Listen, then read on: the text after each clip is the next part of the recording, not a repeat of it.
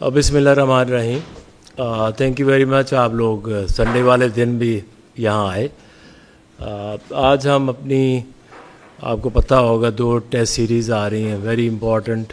West Indies के अंदर 2 test match series है, फिर इंग्लैंड के अंदर 3 टेस्ट मैच सीरीज़ हैं। तो उसकी एक तो आपसे टीम हमने शेयर करनी है, और दूसरा कप्तान के ऊपर भी एक डिसीजन हुआ है। इसके ऊपर तमाम सेलेक्टर्स ने बैठ के मीटिंग्स की, मल्टीपल कैप्टन का डिसाइड किया, न्यू कैप्टन और जो टीम है। पहले मैं आपको टीम बता देता हूँ। कप्तान पहले बता दूँ? ओके जी। Babar Azam is your new test captain. The team is Babar Azam, Aamir Jamal, Abdullah Fazal.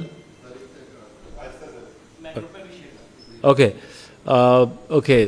Babar Azam, Aamir Jamal, Abdullah Fazal, Ali Usman,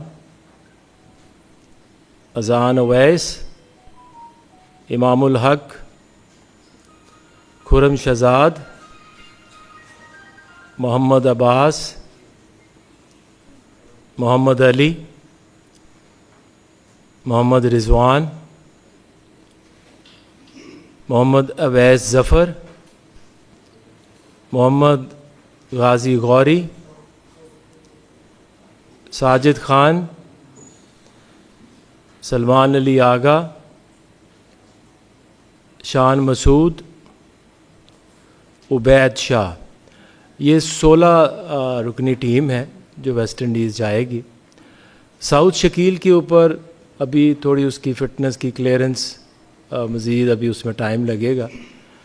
so we are hoping कि वो यहाँ पे अपनी फ़िटनेस और अपनी फॉर्म, मिसबा ने उसके साथ, असद ने बहुत काम किया इधर, बट द सेलेक्टर्स फील कि उसको अभी थोड़ा और टाइम चाहिए अपनी फ़िटनेस के हवाले से और अपनी जो फॉर्म है उसके हवाले से भी। एंड वी आर कॉन्फिडेंट कि जब 7 अगस्त को टीम इंग्लैंड जाएगी तो वो उनको ज्वाइन कर सकते हैं। Thank you very much. और आपके जो क्वेश्चन हो so you can ask across.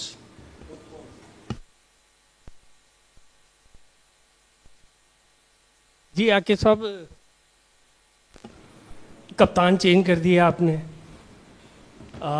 जितना मतलब मुश्किल वक्त पाकिस्तान की क्रिकेट पर ये गुज़िश्ता 1 साल 1.5 साल में आया है, सिलेक्शन कमेटी वहीं की वहीं है। होना तो ये चाहिए था ना कि सिलेक्शन कमेटी में भी कुछ लोग रिज़ाइन देते। अगर आपने शान मसूद को चेंज किया है, बाबर को लेके आए हैं, तो क्या आप नहीं समझ सकते कि सिलेक्शन कमेटी भी उतनी जिम्मेदार है टीम की नाक़िस परफॉर्मेंस पर?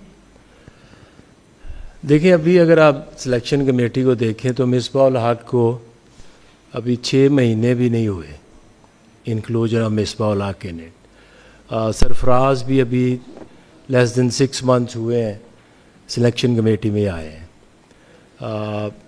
असद हैं और मैं हूँ जो पिछले तकरीबन 1.5 साल से हम सिलेक्टर्स हैं। और मैंने पिछले दिन भी एक बात की थी कि आपका जो पैरामीटर्स हैं कि जी पिछले 1.5 साल में वर्स्ट परफॉर्मेंस आई है, तो ज़रा प्लीज़ आप सारे रिसर्च करें, नंबर्स मिलाएं एक एक चीज़ की।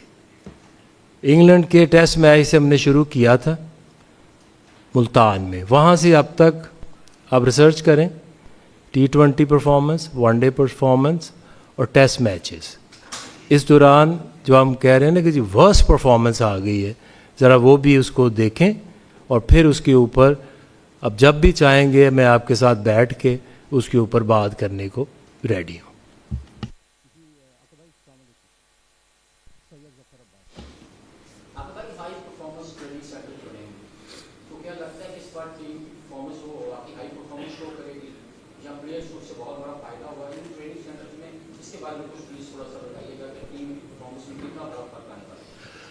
देखिए, उसमें फ़र्क जो हम क्रिकेटर समझते हैं उस हवाले से ये है कि डेफिनेटली इस टीम को बेहतर परफॉर्म करना चाहिए, क्योंकि पिछले तकरीबन 1 महीने से टीम यहाँ पे अपनी प्रैक्टिस कर रही है। जिस तरह की पिचेस रिक्वायर्ड हैं, घास वाली, थोड़ा बाउंस, उस तरह की हमने इनको प्रैक्टिस भी कराई है, फिटनेस भी बेहतर हुई है। जब ये बांग्लादेश गए हैं तो आजकल की क्रिकेट में एट टाइम्स ना आपको टाइम नहीं होता।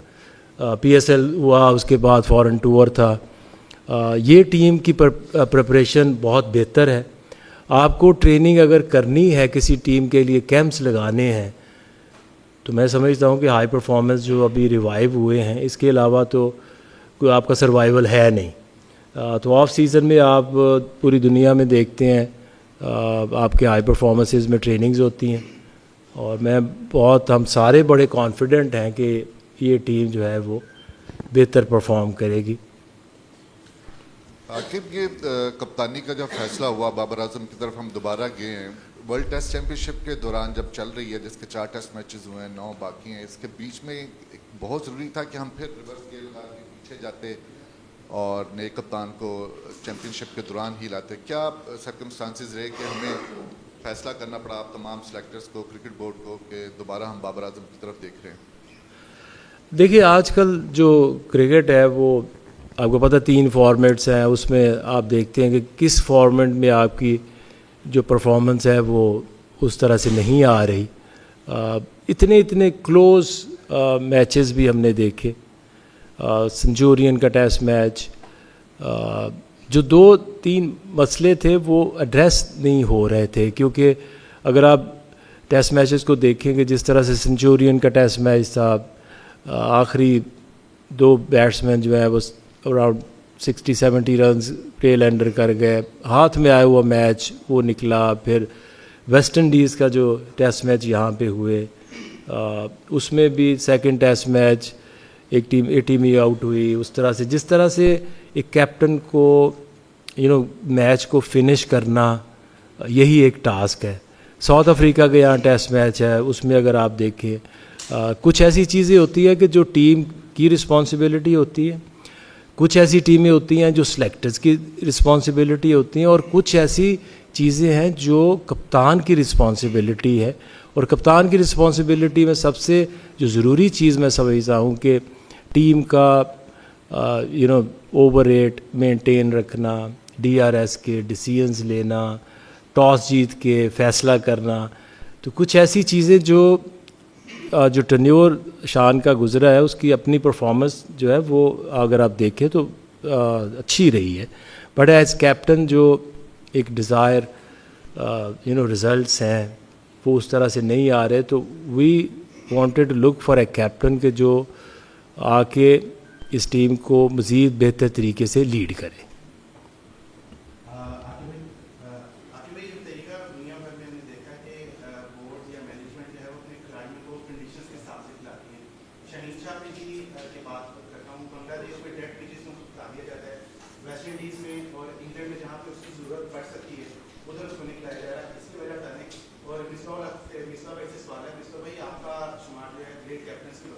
लेकिन हमने देखा है कि 2023 से लेके अब तक 5 से 6 कप्तान जो है उन्हीं के दरमियान म्यूजिकल चेयर चल रही है।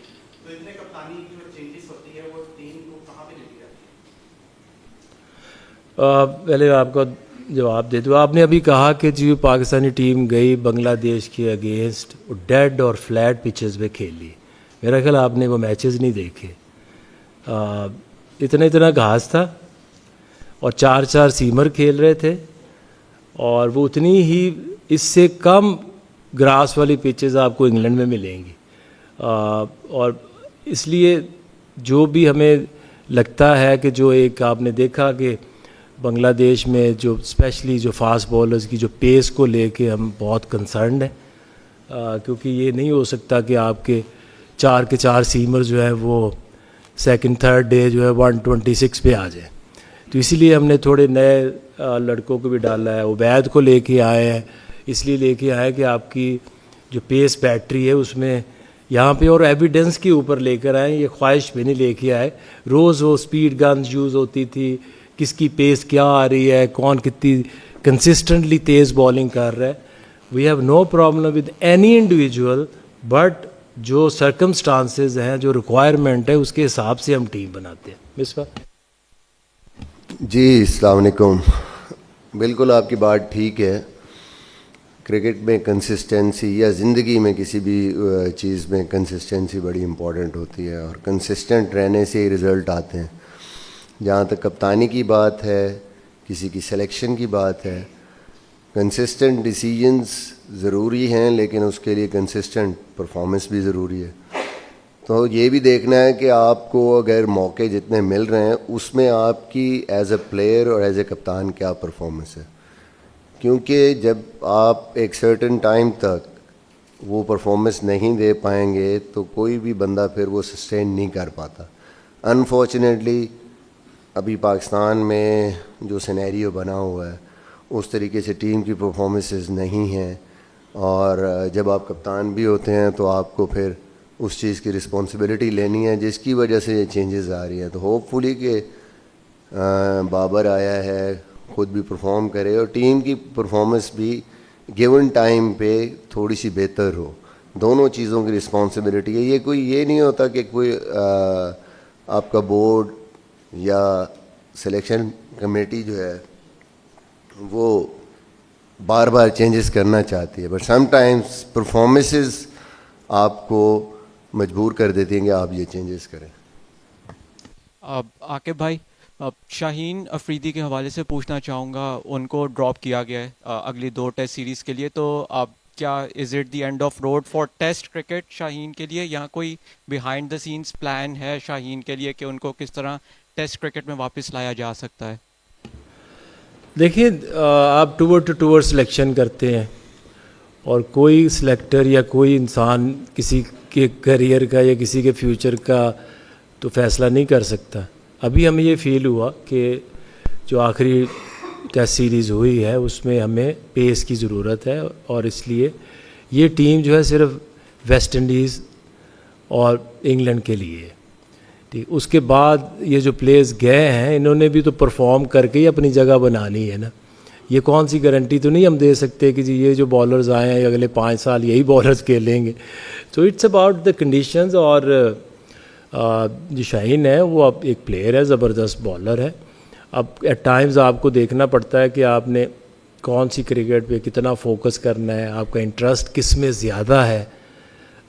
इन सारी चीज़ों को एड्रेस करने के लिए पिछले दिनों हमने वो सेंट्रल कॉन्ट्रैक्ट का एक आइडिया दिया है कि आप प्लेयर्स को उनके फॉर्मेट के मुताबिक अगर कोई थोड़ा उसमें फोकस नहीं कर रहा तो उसको कोशिश करें कि उसका फोकस बढ़े और पाकिस्तान के लिए बेहतर परफॉर्मेंसेज आए। भाई, इस वक्त हम टेबल में 9वें नंबर पर हैं। पाकिस्तान काफ़ी मैचेस बाकी हैं।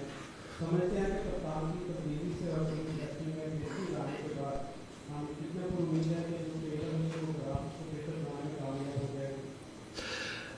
देखिए, एक कोशिश है और एंड ऑफ द डे हमने एक टीम बनाई है जिसमें 16 प्लेयर्स है। अब ये प्लेयर्स ने जाना है। आपके जो अगर आप टीम देखें तो उसमें जो बैटिंग है आपकी काफ़ी अरसे से वो खेल रहे हैं।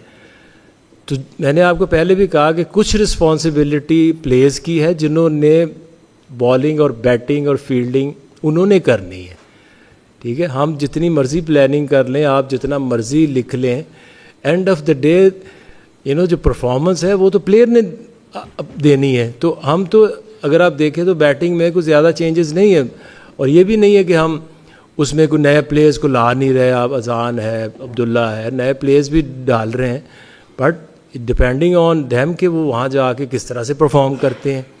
अब कोई बंदा भी सेटिस्फाई या खुश तो नहीं हो सकता कि बांग्लादेश से आपने घास वाली पिच पे वहाँ दोनों टेस्ट आ रहे हैं, और घास वाली पिच पे ही आप बांग्लादेश से कुछ 2.5-3 साल पहले यहाँ टेस्ट मैच आ रहे थे। ये जो 4 टेस्ट मैच 16 में से हम जीते हैं ना, तो 2 इंग्लैंड वाले, एक वेस्ट इंडीज़ वाला है और एक साउथ अफ्रीका वाला है। सो मैं भी उतना एक्साइटेड हूँ कि अभी उन्होंने मेहनत की है कि ये जाएं उधर और उन कंडीशंस के अंदर ये प्लेयर्स जो हैं ये परफॉर्मेंस दें। अच्छा आकिब भाई, आपसे मेरा ये सवाल है कि क्या कप्तानी के लिए सलमान अली आगा को भी ऑफ़र की गई थी? अगर की गई थी तो उनका क्या जवाब था? और फिर एक मिसबा भाई से, आप पहले जवाब।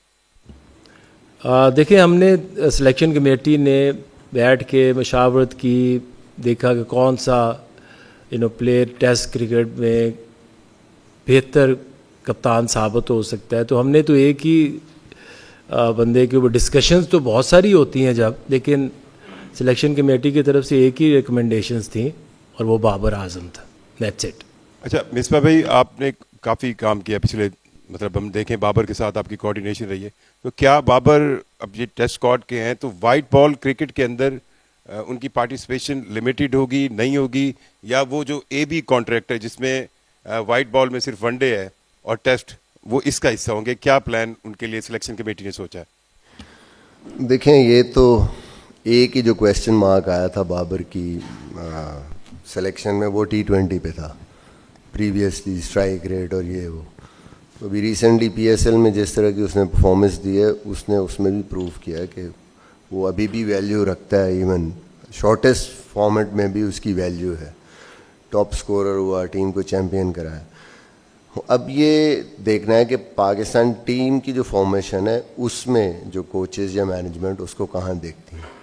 तो उसकी वैल्यू तो तीनों फॉर्मेट्स में है। एक ऐसा प्लेयर है जिसने वनडे में तो बहुत ज़बरदस्त तरीके से अपने आप को मनवाया है, टेस्ट में भी उसने मनवाया है, थोड़ा सा परफॉर्मेंस और बेहतर करने की ज़रूरत है। T20 में भी उसकी जितनी परफॉर्मेंसेज हैं सबके सामने। तो मेरे ख्याल में तो गोइंग फॉरवर्ड अभी भी वो एक यूज़फुल प्लेयर है और सारे फॉर्मेट्स में उसको आप यूज़ कर सकते हैं। टेक्निकली मेरे ख्याल में सबसे बेहतर प्लेयर है, कंसिस्टेंसी वाइज सबसे बेहतर प्लेयर है। हमने देखना है कि हमने उसको कहाँ यूज़ करना, उसको कॉन्फिडेंस देना है ताकि वो उसी तरीके से परफॉर्म कर सके जिस तरह प्रीवियसली पाकिस्तान के लिए वो परफॉर्म करता आया है। आकिब भाई, मेरा सवाल आपसे यह है कि बाबर आजम को टेस्ट टीम का कप्तान बनाया गया, तो उन्होंने कोई शराइत रखी कप्तानी कबूल करने से पहले? क्योंकि सुनने में बहुत पहले भी आया था कि उनको टेस्ट टीम का कप्तान बनाने की ऑफर है, लेकिन उन्होंने इनकार कर दिया। वो चाहते थे कि उनको तीनों फॉर्मेट में कप्तान बनाया जाए। इस बात में किस हद तक सच्चाई है? देखिए, मेरा नहीं ख्याल आपने ये कहाँ से सुना है। हम तो उस चीज़ पे ही यकीन रखते हैं ना कि जो सिलेक्टर्स की डिस्कशन होती है, और जब तक हम ज़रूरत नहीं पड़ती तो हम ऐसे थोड़ी रोज़ प्रैक्टिस पे जाके प्लेयर्स को कहते हैं कि तुमने कप्तान बनना है या नहीं बनना। ऐसा नहीं। आप सोशल मीडिया पे ना बहुत सारी चीज़ें आजकल जो देखते हैं ना, वो असल में बहुत सारी चीज़ें फ़ेक होती हैं, तो उसकी तस्दीक ज़रूर कर लिया करें। और ऐसी कोई बात नहीं है। अभी हमने सोचा और सिलेक्टर्स ने एक रिकमेंडेशंस दी और सिर्फ वो बाबर की थी, एंड दैट्स इट। आकिब भाई, आपने कहा कि जी बांग्लादेश के खिलाफ घास का आपने कहा कि घास ज़्यादा थी। सिलेक्टर का काम क्या होता है? सिलेक्टर का काम ये होता है कि जी दूसरे मुल्क जा रहे हैं या अपने मुल्क में खेल रहे हैं, सारे माहौल और उसका एडजस्ट करें। आप वहाँ पे हारे, यहाँ पे भी हारे। और मिसबा साहब से यह सवाल है, मिसबा कह रहे हैं कि जी जो T20 पे उन्होंने टॉप स्कोर किया है, हमारा क्या क्राइटेरिया T20 रह गया है? उसको डोमेस्टिक में क्यों नहीं खिलाया गया बाबर को? अच्छा जी, आप ये कह रहे हैं कि जो सिलेक्टर्स हैं, अगर बांग्लादेश में टीम हारी है तो सिलेक्टर ने जवाब देना कि क्यों हारी। यहाँ पे मैं तो खुद बता रहा हूँ कि हमें रेड बॉल में प्रॉब्लम्स आ रही हैं।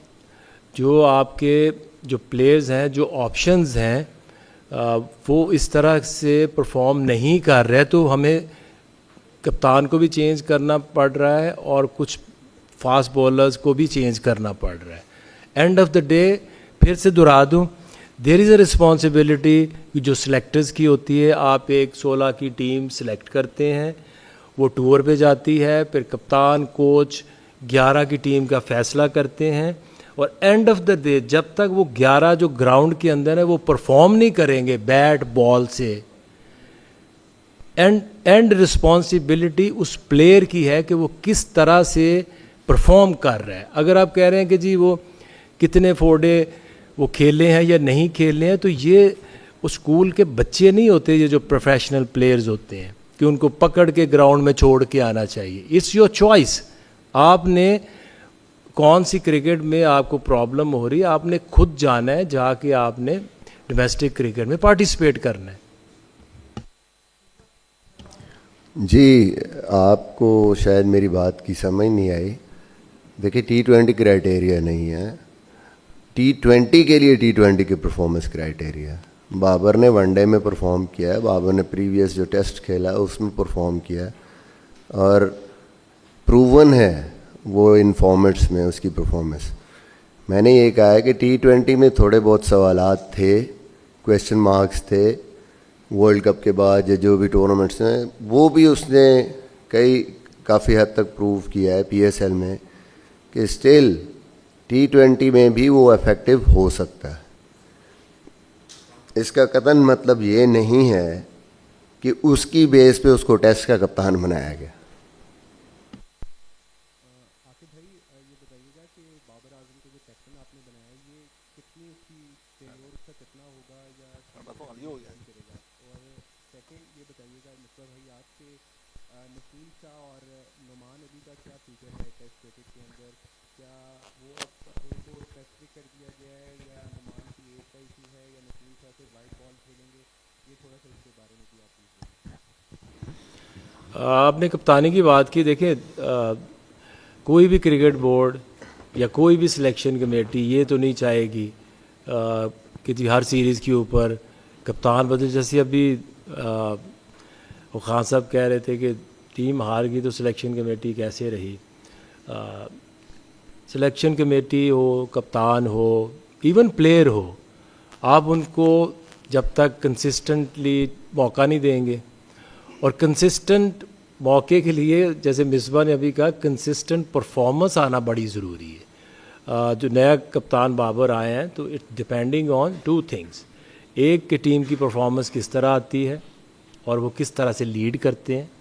अगर वो सारी चीज़ें ठीक करती जाती तो मुझे बताया ना कि किसको ये ज़रूरत पड़ेगी, या जो बना रहे हैं उन यार्ड स्टिक साथ तो नहीं रख सकते ना कि अगर ये सीरीज़ हार गए तो हम किसी और को बना देंगे। So it's about consistent chance देना और होप करना कि यार ये जो कैप्टन बना है अब ये लॉन्ग 2-3 साल कम से कम इस टीम को लीड करे। आके भाई,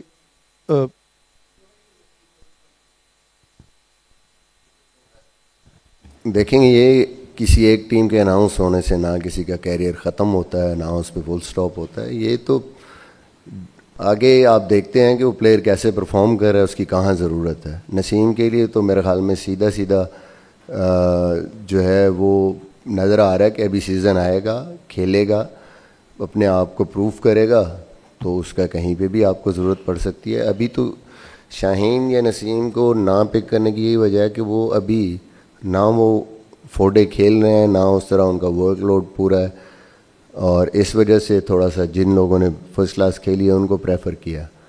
नुमान के लिए भी मेरे ख्याल में स्टिल ओपन है, कहीं भी उसकी ज़रूरत पड़ेगी ज़रूर उसकी सिलेक्शन में हो सकती है। आके भाई, मेरा आपसे 2 सवाल हैं। एक सवाल ये है कि आपने कहा कि आप रिकॉर्ड उठा के देखें, हमने T20 में वनडे में परफॉर्म किया है, वो बायलैटरल सीरीज़ थी। हम इंटरनेशनल इवेंट्स की बात करते हैं, जब भी इंटरनेशनल इवेंट आता है तो वो बायलैटरल सीरीज़ की परफॉर्मेंस कहाँ जाती है? हम ये समझते हैं कि बायलैटरल सीरीज़ में जिन टीम्स के अगेंस्ट हम खेलते हैं वो अपनी फुल स्ट्रेंथ के साथ नहीं आते, हम फुल स्ट्रेंथ के साथ जाते हैं। तो जब हम बड़े इवेंट्स में जाते हैं तो वो फुल स्ट्रेंथ के साथ आते हैं, तो हमें बड़े इवेंट्स में हराते हैं। एक ये, और दूसरा आपने अभी फास्ट बॉलर्स के हवाले से कहा कि फास्ट बॉलिंग्स जब पाकिस्तान में टीम आती है खेलने तो आप वहाँ पर स्पिन ट्रैक बना देते हैं, तो फास्ट बॉलर्स के लिए ऑप्शन तो बचती ही नहीं, वो डेड हो जाते हैं, ना उनको डेड विकेट्स पे तेज़ बॉल करने का मौका मिलता है, ना उनकी फिटनेस बेहतर होती है। इसके लिए आपने क्या सोचा है कि अब जीत का फार्मूला क्या होगा? जो आप कहते थे कि जीत का फार्मूला होता है, तो कोई इंटरनेशनल इवेंट्स के जीत का फार्मूला भी है आपके पास? देखिए, हमेशा ना आप साफ़ी हैं, आप भी ये काम 40-40 साल से कर रहे हैं, तो आप तो काफ़ी कंसिस्टेंट हैं। इस कुर्सी की तरफ चेंजेस आती हैं और बेशुमार आती हैं, ठीक है।